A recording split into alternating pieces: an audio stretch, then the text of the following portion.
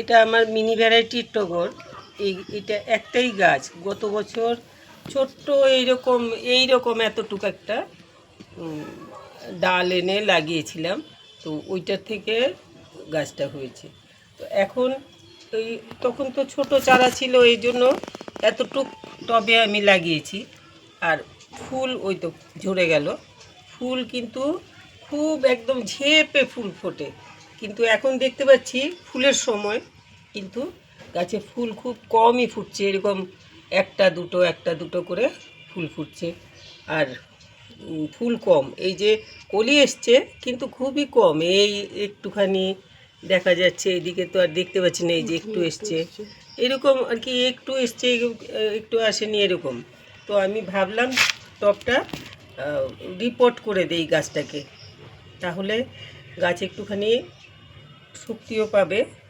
নতুন মাটি একটু গোবর সারটা মিশিয়ে লাগিয়ে দিলে শক্তি পাবে, গাছ ভালো হবে, ফুল ভালো আসবে। তাছাড়া এতদিন 1 বছর হয়ে গেছে, রুট বাউন্ড হয়ে যাওয়ার চান্স থাকতে পারে, তাহলে তো গাছ খালি এইরকমই থাকবে আর ফুল টুল বেশি হবে না। তো এই জন্য এখন আমি গাছটাকে তুলে ফেলবো এখান থেকে।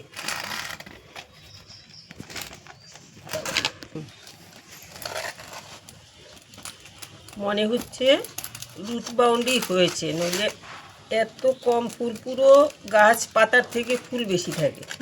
তলাটা একটু দেখে না, তলা দিয়ে দেখা যাক, আগে একটু ছাড়িয়ে নেই সাইডগুলো। এই যে রুট বাউন্ডই হয়েছে, পুরো শেকড় ভর্তি, টাইট হয়ে রয়েছে একদম। কিছুর উপরে বাড়ি দিতে পারলে ভালো হতো। সাইডে এগুলো কি জিনিস? এই একটা গাছের পাতা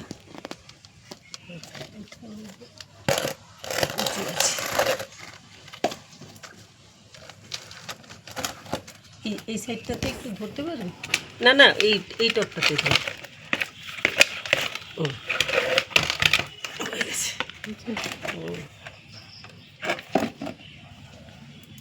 যা ভেবেছি তাই, এই যে এই অবস্থায় তো গাছের ফুল হবে কি করে, একদম এই যে এইরকম অবস্থা হয়েছে।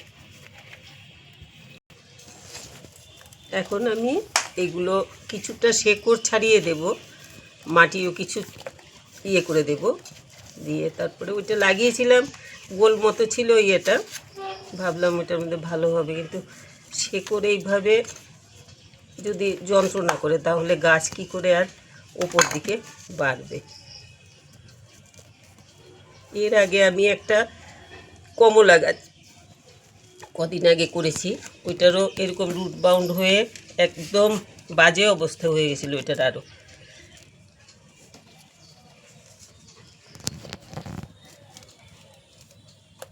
শেকড়গুলো ছিঁড়ে দিচ্ছি, এত শেকড় থাকলে এইটা ছাড়া আমার হবে না। আমি এখন এটা দিয়ে এই সাইডের থেকে কেটে কেটে কমিয়ে দেব, এগুলো না কমালে গাছ, এই জন্যই ফুল এত কম হচ্ছে। আরেকটা গাছ আছে আমার, ওই গাছটাকেও, ওইটা কি বলে, এটাকে নাম ভুলে গেছি এখন। California blossom. হ্যাঁ, ক্যালিফোর্নিয়া ব্লসম। ওই যে এইটাকেও করে দিতে লাগবে। এটা ফুল হয়, কিন্তু ফুলের যেন, ফুলগুলোর স্বাস্থ্য ভালো না, অনেক দিন থাকে ফুল, আর এগুলো যেন যে কীরকম কালারটাও ভালো আসে না, ওইরকম লাল টুকটুকে হয় এগুলো।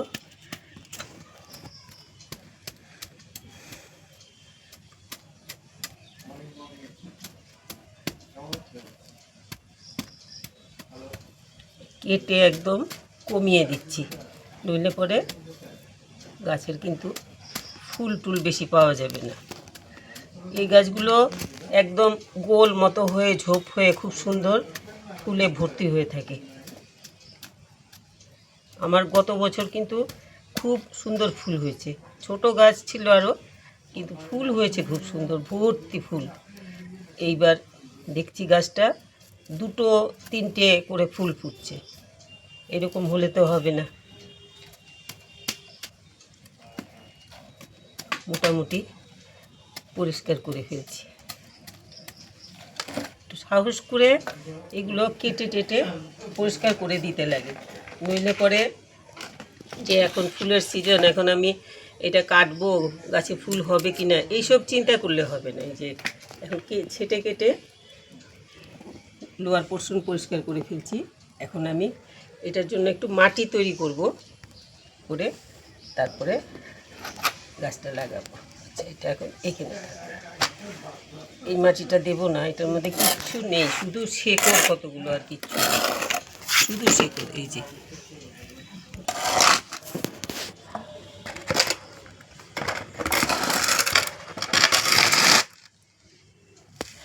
এখন আমি নিচের থেকে একটু গোবর সার আর মাটি একসাথে করে এনেছিলাম, ওপরে আছে গোবর সারটা। এই যে পুরনো গোবর সার এইটা, এই যে গোবর সারটা নাবিয়ে নিচ্ছি দেখানোর জন্য, নইলে তো আমি নিজে নিজে করলে পরে ঢেলে ফেলতাম। দেখাচ্ছি আপনাদেরকে, অল্প রয়েছে। এই যে এইদিকে দেখালাম, এই যে গোবর সারটা,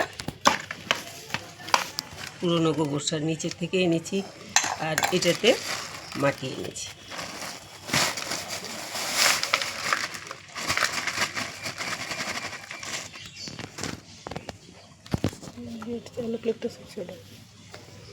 হ্যাঁ, এটার কথা বলছিস? না না, আমি ফেলেছি যেটা কথা বলছি। একটু একটু ঘাস টাস থেকে যায় বাগানের মাটি আনলে পরে, কিন্তু মাটিটা খুব ভালো। ওই যে সাইডে সাইডে একটু শ্যাবলা শ্যাবলা মতো হয়ে যায় গাছের সাইডগুলোতে, এই মাটিগুলোর মধ্যে খুব সার থাকে, যেগুলো নাকি গাছ খুব সহজে নিতে পারে, গাছের গ্রোথ ভালো হয়। তো আমি চেঁচে চেঁচে ওই মাটিগুলোই এনেছি, যাতে গাছটা ভালো। এখন ছোট ছোট ঘাস এগুলোতে লাগালে পরে দুদিনেই আবার ঘাস টাস হয়ে যায়, ওইটা আরেকটা কাজ বেড়ে যায়, এগুলো পরিষ্কার করতে লাগে।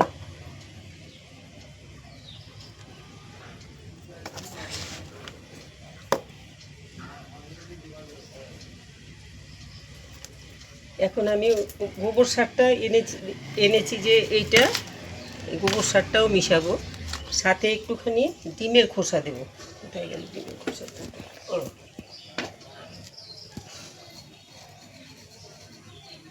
এই এতটুক ডিমের খোসা দিচ্ছি।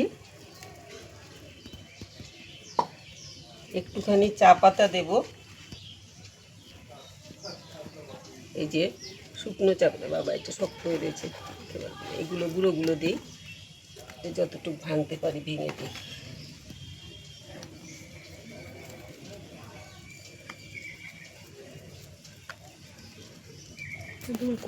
বাড়ি দিলে ভালো।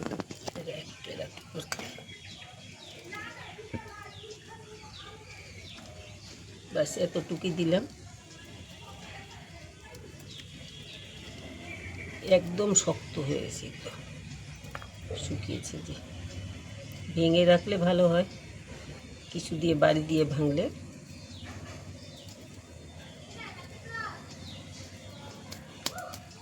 আর দেবো একটুখানি কলার খোসা। যে কোনো ফুল গাছ বা ফল গাছ করার সময় কলার খোসাটা দিলে পরে কিন্তু ফুল বা ফল দুটোই ভালো হয়।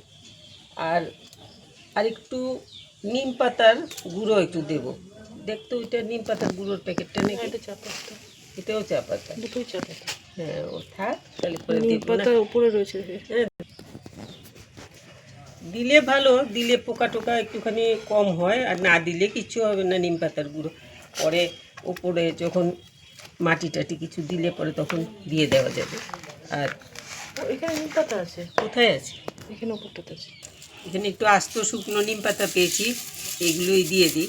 কিন্তু বৃষ্টির ছাটে এগুলো এখন আর মুচমুচে নেই, নইলে একদম গুঁড়ো হয়ে যায়, এরকম শুকিয়ে যায়। কাটার দিয়ে কেটে কুচি কুচি করে ফেলো, অসুবিধা হবে। এগুলো দিয়ে দেবো সব, ডাঁটি টাটিগুলো, সরু ডাঁটিগুলো আমি বেশিরভাগ সময় দিয়ে দিই, এগুলো তো গুঁড়োই হয়ে যায়। তো এখন তো বৃষ্টির ছাট করাতে এগুলো গুঁড়ো হচ্ছে না, কেটে কেটে দিয়ে দিচ্ছি।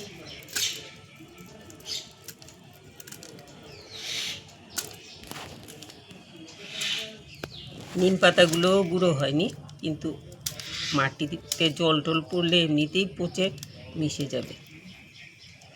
তো এই দিয়ে দিলাম। ও এটার মধ্যে একটুখানি ভার্মি কম্পোস্ট দেব।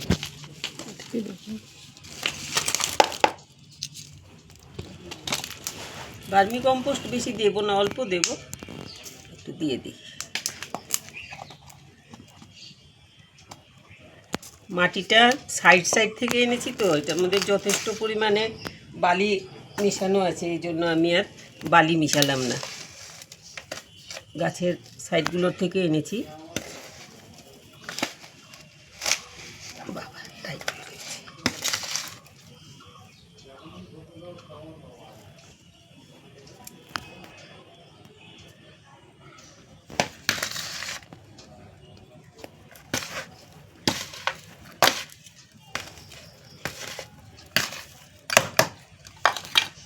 আমার আসলটা কোথায় গেল? আসলটা ছাড়া হয় যন্ত্র। হ্যাঁ, এইটা হলে পরে মিশাতে সুবিধা। কতটুকু হয়েছে? এখন আমার এটা দিয়ে মিশাতে সবচেয়ে সুবিধা। ওইগুলোতে ভালো করে মিশানো খুব প্রবলেম হয়ে যায়, শেষে হাত দিয়ে মিশাতে লাগে। এটা কিন্তু খুব সুবিধাজনক, একদম ওপর নিচ ভালো করে মিশিয়ে নেওয়া যায় এটা দিয়ে।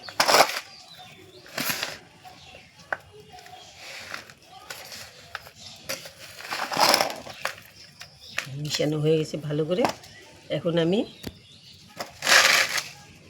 টব আমার রেডি ছিল একটা, এটাতে কি গাছ যেন ছিল, তুলে রেখেছিলাম। এই যে ফুটো টুটো সবই আছে। তো এটার মধ্যে আমি একটুখানি ফুটোগুলোতে একটু পাথরের টুকরো টুকরো দিয়ে নিই। এর ভেতরে ইট আছে তো, ওই অনেকগুলো ইটের টুকরো আছে। এই যে দিচ্ছি আরও, এই যে এইখানে দিয়ে দিলাম। এখন একটু বালি দিয়ে দিই, জল আটকালে পরে মুশকিল। বালির মধ্যে ঘাস টাস হয়ে রয়েছে।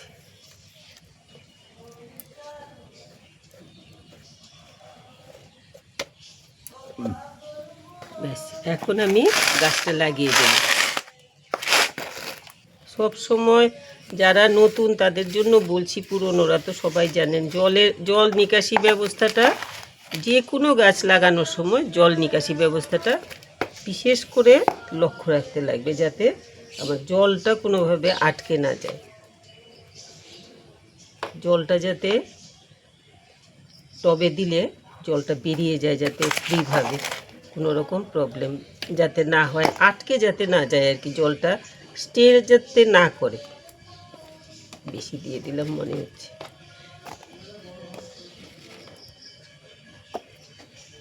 এখন আমি গাছটাকে মাঝ বরাবর বসিয়ে দেব।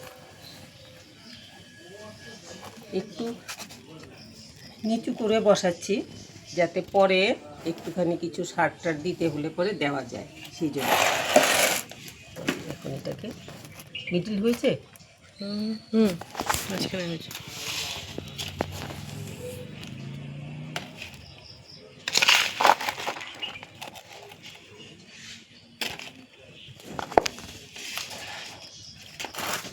ভালো করে সাইডগুলোতে ভালো করে এরকম করে খুঁচিয়ে মাটিটা একদম ভালো করে ঢুকিয়ে দিতে লাগবে, যাতে সাইডে কোনো ফাঁকা না থাকে। আমি অনেক করে করি, তাও যদি একটু ফাঁকা থাকে ওইগুলোর মধ্যেই কেন্ন টেন্ন জাতীয় পোকা হয়ে যায়। তো এই জন্য সাইডগুলোকে খুব ভালো করে এরকম করে খুঁচিয়ে বন্ধ করে দিতে লাগে, যাতে সাইডে কিছু ঢুকে বাসা না করতে পারে পোকা টোকা। এগুলো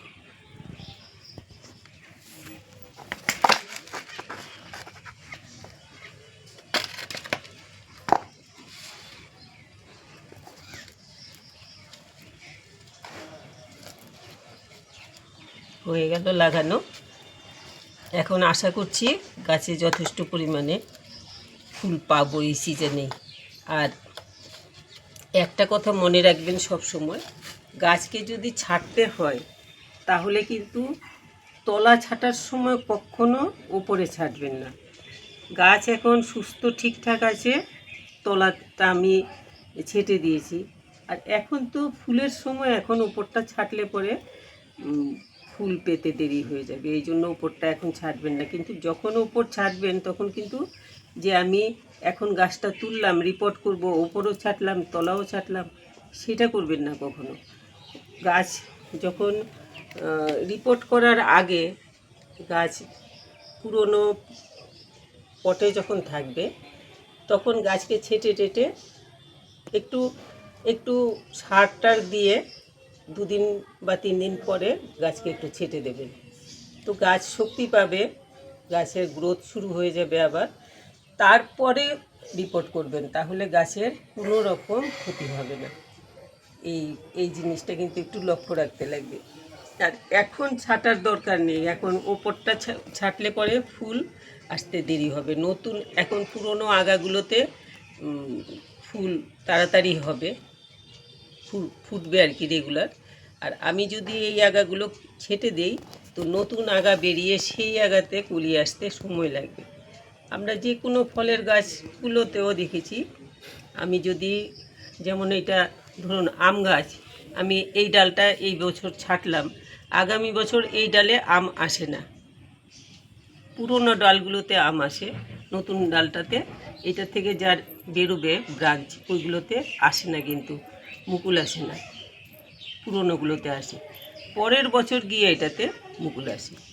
তো ফুল গাছও সেই রকম, এতটা 1 বছর দেরি হয় না, কিন্তু ফুলের কলি টলি এগুলো আসতে দেরি হয়ে যায়। যেমন এখন ফুল আসবে, সেটা না এসে 1 মাস পর ফুল আসবে। তো আমরা তো চাই সারাক্ষণ আমাদের যত তাড়াতাড়ি যত বেশি পরিমাণে ফুল পেতে পারি, গাছ সুন্দর হবে, ওইটাই আমরা চাই। তো আমি এখন লাগিয়ে ফেললাম গাছটাকে, আপনারা দেখবেন। ভালো লাগলে আপনাদের যদি কোনো উপকারে আসে আমার গাছের রিপোর্ট করা বা যা বললাম এগুলো উপকারে যদি আসে, তাহলে একটু লাইক শেয়ার করবেন, সাবস্ক্রাইব করবেন যারা সাবস্ক্রাইব করেননি। তো এখন বলছি, এই কথা বলে ফেললাম আগে, আমি তো আগে বলি না কিন্তু এখন বলে ফেললাম। তো আমি এখন গাছে বেশি করে জল দিয়ে দেব। জল দিয়ে লক্ষ্য করতে লাগবে যাতে নিচের হোল দিয়ে জলটা বেরিয়ে যায়। আমি জল দিয়েছি, জলটা কিন্তু নেমে যাবে এখন। তো এইভাবে করবেন। আর এই মিনি ভ্যারাইটির যে টগর, এটা খুব সুন্দর আর কি, পুরোটা গাছ, ওই তো ফুল দুটো ছিল এগুলো রিপোর্ট করতে করতে ঝরে গেছে। খুব সুন্দর, সারাটা সময় একদম সাদা হয়ে ফুটে থাকে।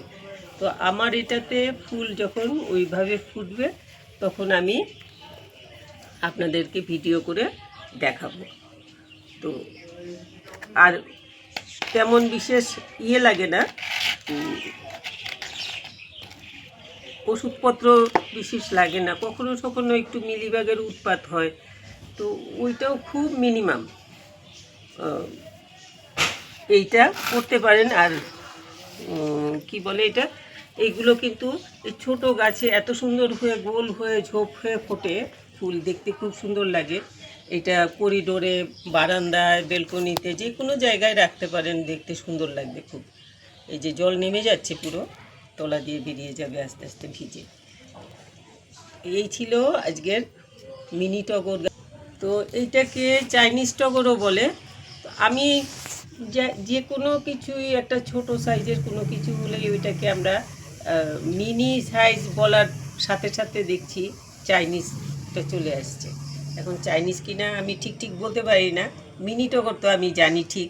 তো এটাকে আবার অনেকে চাইনিজ টগরও বলে। যাই হোক, এই যে জলটা নেমে গেছে, ওই যে বেরিয়ে যাচ্ছে সব জল তলা দিয়ে। এই জিনিসটা একটু লক্ষ্য রাখবেন খুব ভালো করে, জলটা যাতে চেপে, মাটি বেশি চেপে গিয়ে জলটা যাতে আটকে না থাকে। জল দিলে তলা দিয়ে জলটা বেরিয়ে যাবে, পুরো মাটিটা জল যা টানার টানবে, বাকি জলটা বাড়তি জলটা তলা দিয়ে বেরিয়ে যাবে। এই জিনিসটা খুব লক্ষ্য রাখতে লাগবে, যারা নতুন করছেন বাগান তাদের জন্য আমি বিশেষ করে বলছি। তো এই ছিল আমার মিনি টগর বা চাইনিজ টগর গাছের রিপোর্টিং। আমি দেখালাম গাছের যদি এরকম রুট বাউন্ড হয়ে যায় তবে একদম অপেক্ষা না করে ছেটে কেটে বসিয়ে দেবেন নতুন করে।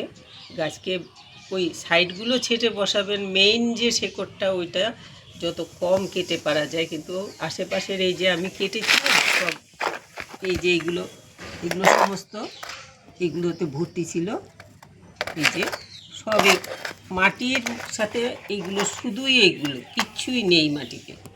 এই জন্য গাছ কিছু ওই রকম খাবার পাচ্ছে না যে কিছু ফুল বেরোবে, কোনো রকমে পাতাগুলো বেরিয়ে গাছ বেঁচে রয়েছে। এই জন্য ছেটে কেটে আবার নতুন করে বসিয়ে দিন, দেখবেন ফুল ঠিকঠাক সুন্দরভাবে ফুল হবে।